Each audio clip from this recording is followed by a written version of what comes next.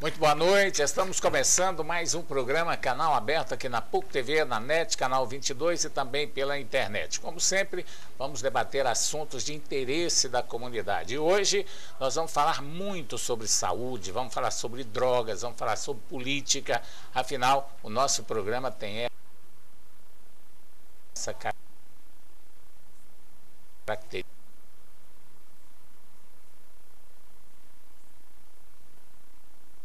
Muito boa noite, estamos começando mais um programa Canal Aberto aqui na PUC TV, na NET, Canal 22 e também pela internet. Como sempre, vamos debater assuntos de interesse da comunidade. E hoje nós vamos falar muito sobre saúde, vamos falar sobre drogas, vamos falar sobre política.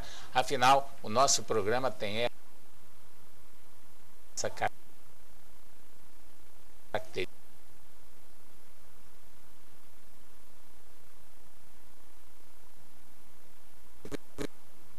Convidamos o ex-secretário da Saúde, doutor Antônio Faleiro, ele que é, além de ex-secretário da Saúde, ex-deputado federal, ocupou vários cargos no governo, e é ele mesmo que vai contar para a gente um pouquinho da carreira dele no setor público. Doutor Antônio Faleiro, é um prazer receber do nosso programa Canal Aberto.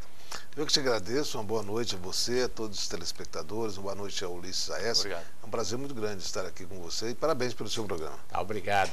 Ulisses Aécio, boa noite. Boa noite especial para você, João Silvestre, para você também, telespectador do programa Canal Aberto, e para o ex-secretário da Saúde, Antônio Faleiro. Pois é, e hoje é 30 de junho, chegando aí o prazo final das convenções. Daqui a pouco nós vamos falar aqui no programa Canal Aberto dos principais candidatos, aliás, dos candidatos ao governo do estado de Goiás, vice-governador, senadores, candidatos a deputados estaduais e federais, enfim, nós vamos fazer aqui uma explanação do que está acontecendo no momento político. Por enquanto, nós vamos conversar agora com o doutor Antônio Faleiros, ele que foi ex-secretário da Saúde do Estado de Goiás, tem uma vasta história dentro da saúde do Estado de Goiás, principalmente porque ele começou há muito tempo atrás e já tem uma grande história. Doutor Antônio Faleiros, o senhor começou na saúde aqui há quanto tempo? Foi em 84, né? 1984, há 40 anos, né? 40 anos. Completando isso. Muita coisa se mudou nesse período são todo? 30, 84, não, 84 Quase. são 30 anos. 30 anos. 30 anos. Nós começamos naquela época justamente para discutir saúde pública, para discutir a reforma que nós íamos propor na Constituição brasileira. Então, desde aquela época, eu fui secretário de Medicina Social do INAMPS, né, o antigo e precursor do SUS, e fomos nós que tentamos mobilizar a sociedade, principalmente a sociedade ligada à área de saúde, para inserir na Constituição a criação do Sistema Único de Saúde. E tive a grata satisfação de fazermos aqui em Goiás o precursor do SUS, fomos o primeiro estado a fazer, que era a criação do SUDES, Sistema Unificado e Descentralizado de Saúde, que depois da Constituição de 88 tomou então o nome definitivo de SUS, Sistema Único de Saúde. Eu tenho essa grata satisfação de ter participado da implantação do SUS e agora, nesse mandato do governador Marconi, ter sido contribuído para poder aprimorar o sistema de saúde aqui no nosso estado. O senhor foi secretário também na época do governador Henrique Santillo, né? Isso, fui secretário de 87 até 90, durante o governo Henrique Santillo, uma das figuras mais ilustres e honradas da política do estado. O senhor foi secretário na época que explodiu o caso do Césio 137 aqui em Goiás. Analisando aquele período, ou seja, toda essa trajetória, esse tempo, essa história aí, trouxe prejuízo para Goiás, a história do Césio mesmo? Naquela época, nós, com 4 meses, né, de administração do governo Santillo, nós tivemos o episódio do Césio. Um episódio que trouxe transtornos enormes, não só para a economia de Goiás, mas de gastos também na contenção do acidente. O que a gente poderia enaltecer nisso aqui é que, de fato, nós, da Secretaria de Saúde, juntamente com o governo Santillo e os militares do governo Santillo, mesmo desconhecendo o episódio, mesmo sendo um episódio inédito, nós tivemos a sorte de diagnosticarmos, no mesmo dia que soubemos do episódio, nós diagnosticamos todos os focos. Depois, com uma varredura por helicóptero, é que a CNEM descobriu mais 2 focos menores. Mas os principais focos já foram identificados, a população levada para o estádio Rio Vermelho, alguns para o Hospital HDT inicialmente, depois para o Hospital Geral, mas todos os focos de contaminação foram isolados no mesmo dia que nós tomamos conhecimento. Foi uma sorte e competência da Polícia Militar e dos técnicos da área de saúde. Pois é, interessante, Ulisses, naquela época. Hoje nós temos quantos anos aí? Quase 30 anos, né? São 27 anos. Tem garotos que nasceram e hoje estão com 27 anos, já formaram e não viveram aquele momento. Mas olha, foi um período terrível para o estado de Goiás. Na época eu era comerciante, eu tinha lojas de confecções, nós ficamos praticamente 6 meses sem vender. Quando a gente chegava fora do estado, que eles olhavam a placa do nosso carro, dava volta, com medo de ser contaminado.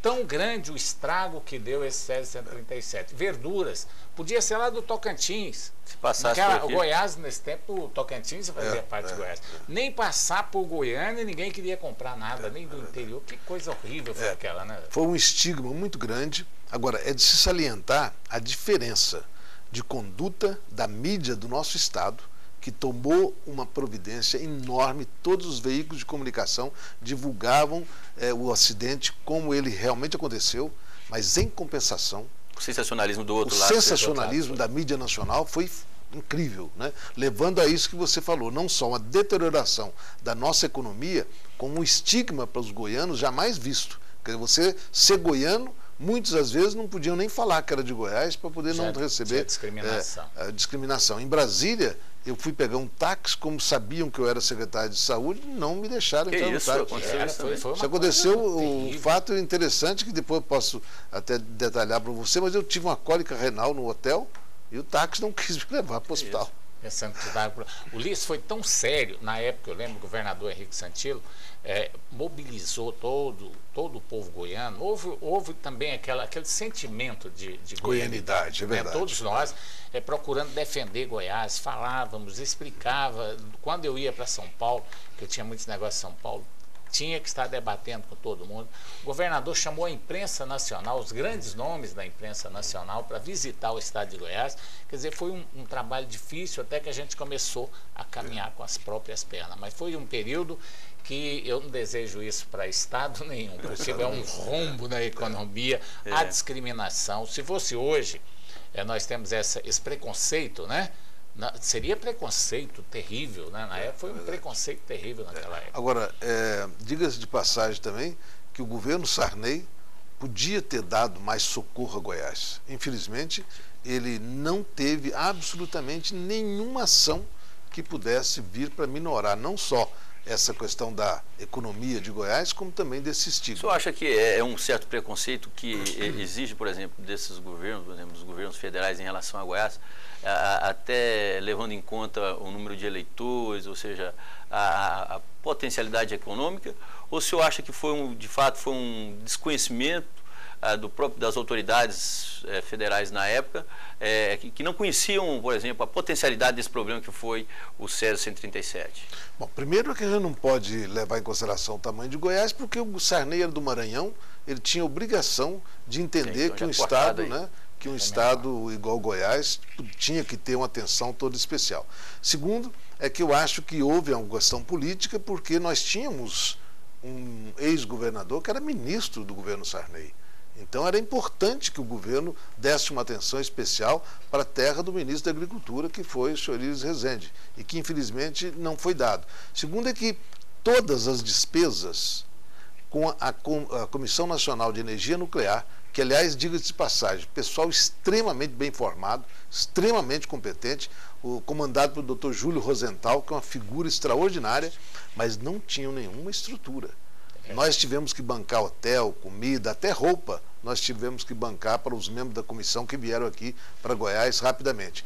Mas eu achava que o governo federal tinha que ter dado, porque o Goiás pode ser o estado que for, pequeno do que for, mas é um estado da Federação Brasileira e tinha a obrigação do governo federal de se responsabilizar por um ato que era dele. Não sei se todos se lembram disso, como você falou, as pessoas que têm de 30 anos para trás não se lembram disso, o fato de ter acontecido esse acidente foi de responsabilidade da Comissão Nacional de Energia Nuclear, que não fiscalizou uma cápsula de Césio-137 dentro do equipamento que devia estar sob a guarda dela legalmente. É verdade. Agora, o interessante, Ulisses, a falta de informação, não tinha a globalização que nós temos hoje. Redes sociais. Não tínhamos redes sociais, não tinha telefone celular, não tinha nada. Goiás, o Brasil, né, era um país que estava praticamente parado naquela época em termos de evolução.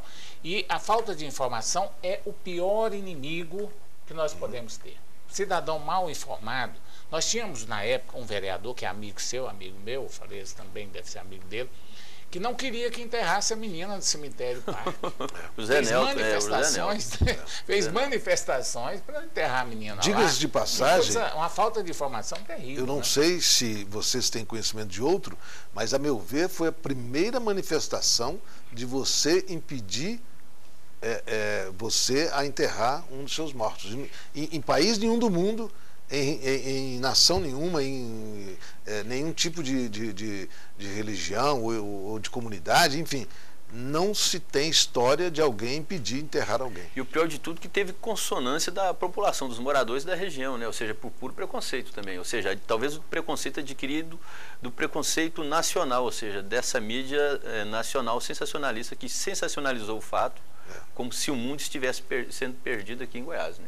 E outras pessoas levaram vantagem com isso. Por exemplo, o leite de Goiás não foi vendido. Naturalmente, alguém substituiu esse leite. Carne, verduras. Carne, tudo. Então, quer dizer, muita gente levou vantagem financeiramente, outros estados, com essa situação de Goiás. Agora, ninguém nunca falou isso que nós estamos falando aqui, viu, Ulisses? Sempre fala sobre o Césio, fala sobre doenças, sobre problemas que trouxe, sobre salário, sobre problema com os... Mas discutir essa parte que nós estamos falando aqui, realmente pouca gente falou do estrago econômico que teve em Goiás para o Estado e para as empresas, que foi realmente lamentável. A gente espera que nunca mais isso ocorra.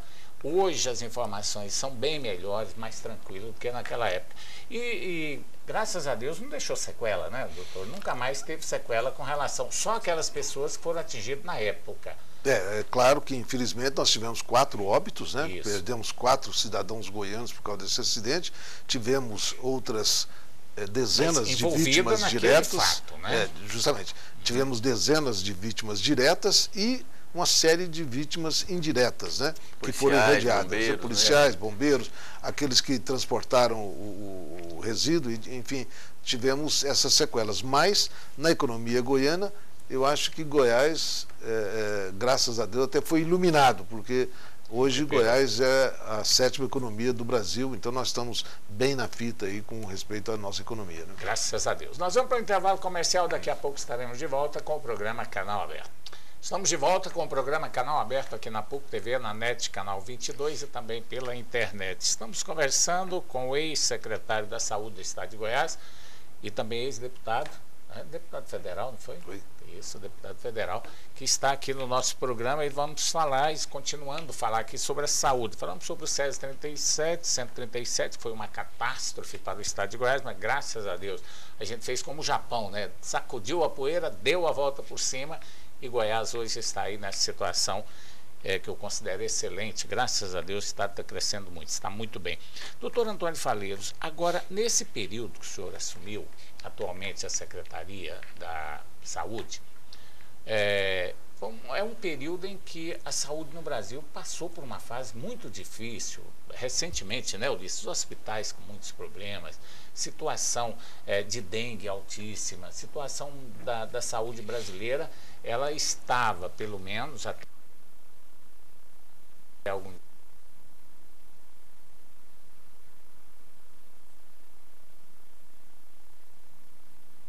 Estamos de volta com o programa Canal Aberto aqui na PUC TV, na NET Canal 22 e também pela internet. Estamos conversando com o ex-secretário da Saúde do Estado de Goiás e também ex-deputado, deputado federal, não foi? Foi. Isso, deputado federal, que está aqui no nosso programa e vamos falar, continuando a falar aqui sobre a saúde. Falamos sobre o Césio 137, que foi uma catástrofe para o estado de Goiás, mas graças a Deus a gente fez como o Japão, né? Sacudiu a poeira, deu a volta por cima e Goiás hoje está aí nessa situação